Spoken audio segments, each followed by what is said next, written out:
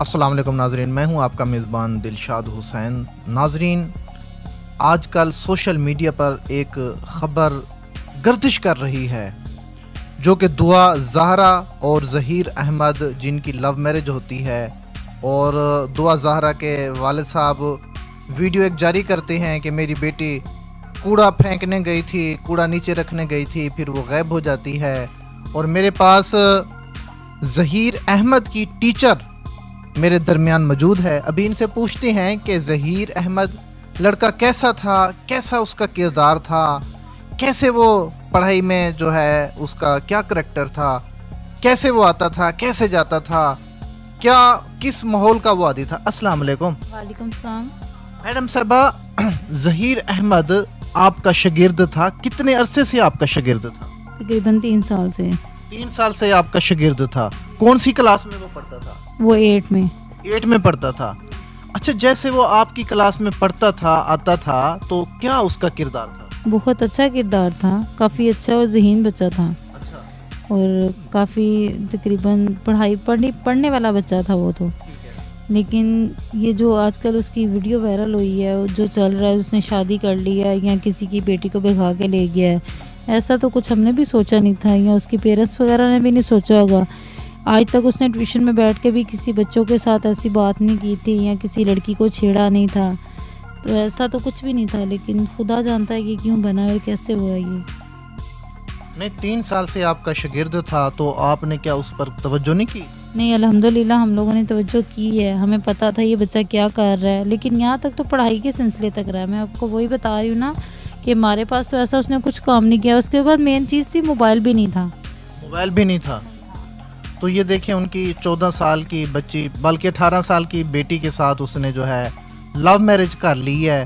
तो आपके ख्यालात में ये कैसा उसने सही काम किया या गलत किया है? बहुत गलत काम किया है, क्योंकि जो ज़हीन बच्चे होते हैं उनको ऐसे काम जेब नहीं देते। जेब नहीं देते।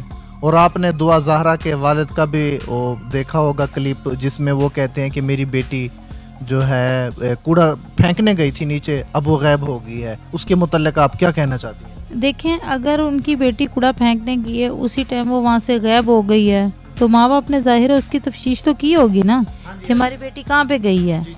तो वो कितनी देर पहले वो उन्होंने तफ्तीश की होगी, 1 घंटा पहले, 10 मिनट पहले, या ऐसा भी हो सकता है कि उन्होंने की भी ना हो। ज़ाहिर है माँ बाप को अपने औलाद पे यकीन होता है ना, हमारे बच्चे ऐसे काम नहीं कर सकते। लेकिन कचरा वो एक दिन फेंकने के लिए आई थी ना, लेकिन मुस्तकिल वो कैसे उसकी बात उसके साथ होती थी वो तो माँ बाप को पता होगा ना। सो रही है बच्ची या किसी के साथ फ़ोन पे बातें कर रही है, बेटी कहाँ पे कर रही है, कहीं बाहर जाती है, तो फिर ये माँ बाप को पता होना चाहिए भी हमारी बेटी कहीं बाहर जाती है। माँ बाप ये भी तो बताए ना हमारी बच्ची पढ़ती थी या कहीं जाती थी। अगर तो वह कहीं काम करने जाती थी तो फिर उनकी वो गलती होगी, वो फिर वहीं पे कुछ हुआ होगा। अगर वो पढ़ती थी तो फिर वहाँ पे उसके पास मोबाइल क्यों लेके दिया? अगर वो पढ़ने जाती है तो मोबाइल देने की ज़रूरत नहीं है। देखो जी, ये तो वालिदैन की जिम्मेदारी बनती है। देखिए, वो कहते हैं मोहल्ले का लड़का नहीं है, कहीं बाहर से आया है। अगर वो बाहर से आया है तो उसके साथ बात कैसे होती होगी? अगर वो कचरा फेंकने आई है, शायद वो 1 घंटा पहले भी आ सकती थी या थोड़ी देर बाद में भी आ सकती थी। उसी टाइम वो कचरा फेंकने आना था और उसने भागना था, उसने निकाह भी कर लेना था, सब कुछ हो जाना था। आखिर किसी तरीके से उनकी बातें वगैरह होती होंगी तो वो गया ना।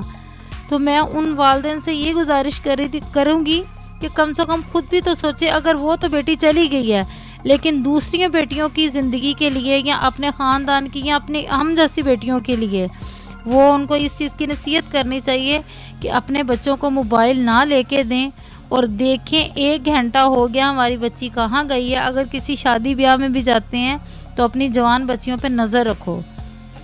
बिल्कुल आप सही। क्योंकि अब माशरा वो नहीं रह गया जो पहले जैसा था, अब माशरा बदल चुका हुआ है। अब अपनी बेटियों पे नज़र रखें। वैसे मेन चीज़ यही है कि जब आप कहीं फैमिली में ज़रूरी किसी के घर जाते हैं तो अपने बच्चों को लेके जाएं, अपनी बच्चियों को वहाँ तक तालीम करवाएं जहाँ तक उनकी ज़रूरत है। ज़्यादा तालीम ना करवाएं ताकि अपने बच्चों से आप हाथ धुलाएं। अच्छा, मुझे ये बताएं, ज़हीर अहमद कितने अरसे से जो है आपसे वो चला गया है, छोड़ गया है?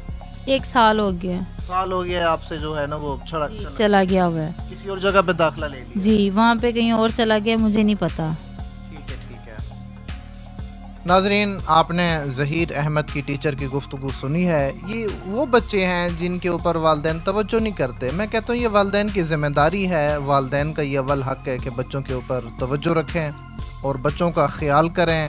और देखें, ऐसे मामलात होते हैं तो यकीनन ये हम सब के लिए ये बहुत अफसोसनाक वाक़या है। कल को आपकी बेटी भी किसी के साथ ऐसा मामला रचा सकती है, आपका बेटा भी किसी की बेटी के साथ ऐसा मामला रचा सकता है।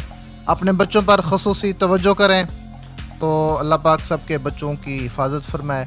तो नाज़रीन, इन्हीं जुमलों के साथ मुझे दीजिए इजाज़त। अल्लाह हाफ़िज़।